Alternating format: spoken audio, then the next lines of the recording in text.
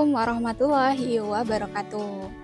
Sahabat Senang Tani, kali ini kita akan membahas apa saja sih hal-hal yang harus kita lakukan atau hal-hal yang disarankan kalau kita mau mengaplikasikan agen hayati seperti Biosigma Plus ini. Jadi untuk tahu lebih lanjut, simak video kali ini sampai akhir.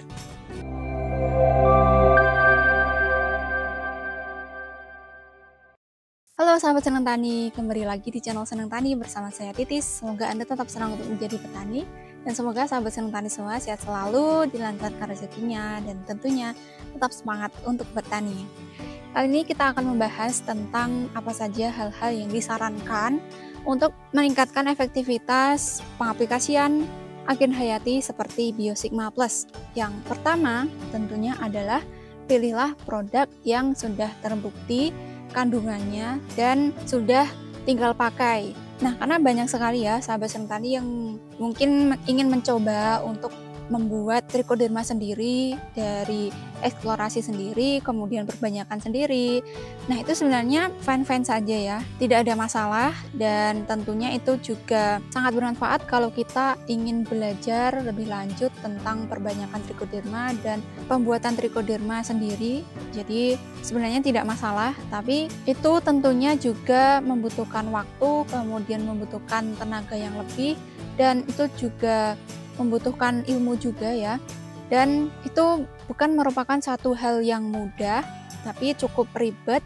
Jadi untuk sahabat Senang Tani yang mau mengaplikasikan trichoderma, sebaiknya memang membeli saja untuk produk yang sudah jadi, yang sudah tinggal dipakai. Jadi kita tidak perlu menghabiskan banyak waktu, tenaga, dan juga biaya untuk membuatnya. Nah, sahabat Senang Tani bisa nih membeli berbagai macam agen hayati yang sudah beredar di pasaran, tapi harus diperhatikan juga kualitasnya, harus diperhatikan kandungannya, dan tentunya juga harus melihat bagaimana testimoni dari petani lain, melihat bagaimana review hasilnya. Jadi pastikan sahabat Senang Tani membeli produk agen hayati seperti trichoderma yang sudah memiliki nomor pendaftaran, sudah terdaftar, dan sudah terbukti kualitasnya. Nah, kemudian hal yang kedua yang disarankan saat kita mau mengaplikasikan agen hayati itu adalah kita menyediakan dulu bahan makanan untuk agen hayati tersebut. Apa sih bahan makanan untuk agen hayati? Yaitu ada karbon dan juga nitrogen organik. Nah, sumber karbon organik ini bisa kita peroleh dari pengaplikasian pupuk kandang, kompos, kemudian arang sekam, dan bahan-bahan organik lain yang biasa kita aplikasikan untuk tanah. Nah, dengan kita mengaplikasikan berbagai macam bahan organik tadi, kalau kita mau mengaplikasikan agen hayati seperti Biosigma ini, nantinya trichoderma ini akan langsung mendapatkan sumber makanan, sudah ada di dalam tanah, jadi tidak perlu mencari-cari lagi, karena kalau sudah kita dukung dengan pemberian makanan, tentunya perkembangbiakan trichoderma juga jauh lebih cepat, jadi efektivitasnya pun juga akan lebih meningkat. Beda nih kalau kita mengaplikasikan Biosigma, tapi di tanah kita ini sangat minim bahan organik, sangat minim karbon organik. Nah, nanti trichoderma ini juga lama-kelamaan dia akan bisa melemah, perkembangbiakannya bisa terhambat karena dia tidak punya makanan di dalam tanah. Kita sendiri sebagai manusia kalau kekurangan makanan juga akan terhambat ya aktivitasnya, kemudian perkembangan tubuhnya juga bisa terhambat kalau kekurangan makanan.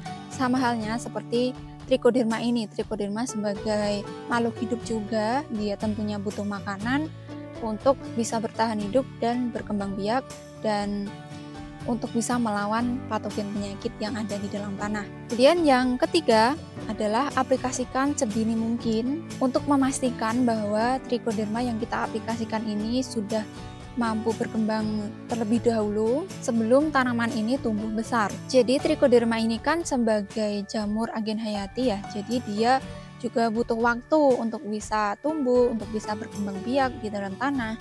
Jadi pengaplikasian sedini mungkin ini juga sangat penting. Harapannya nanti seiring berjalannya waktu, seiring dengan tumbuhnya tanaman semakin besar, trichoderma juga bisa lebih menyebar, kemudian juga bisa melawan patogen yang ada di dalam tanah. Karena semakin banyak trichoderma yang berkembang di dalam tanah, maka semakin meningkat juga efektivitasnya untuk membunuh patogen.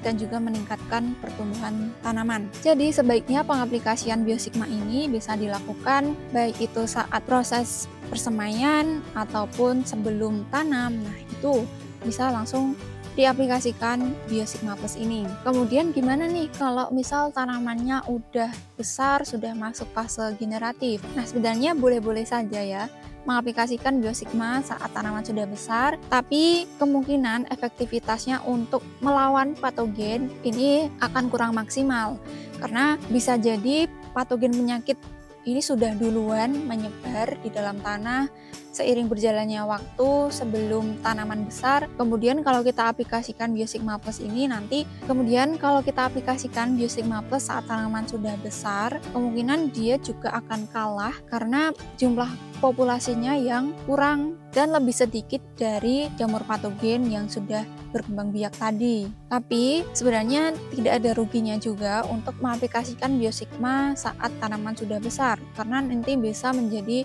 tabungan untuk tanaman yang selanjutnya. Karena trichoderma ini kan juga butuh waktu ya untuk berkembang biak.